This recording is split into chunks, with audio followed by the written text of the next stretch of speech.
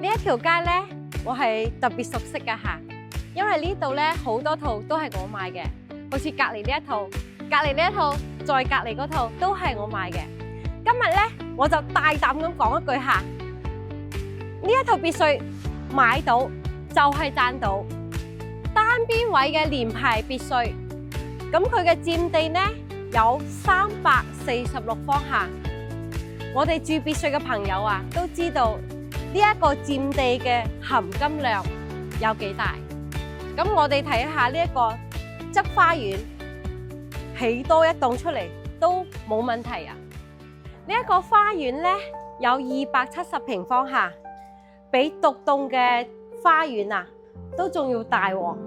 咁呢一間別墅咧係165平方嘅，上下3層，一共咧有3個房間下。咁我哋入嚟個廳睇下，下沉式嘅中空大客廳下，最人氣、最財氣下，非常之舒服。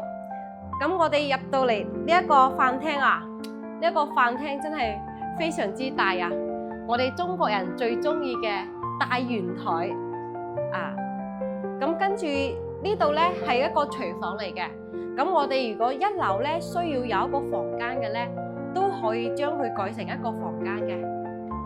專注別墅17年，喺三鄉買賣別墅都可以揾我。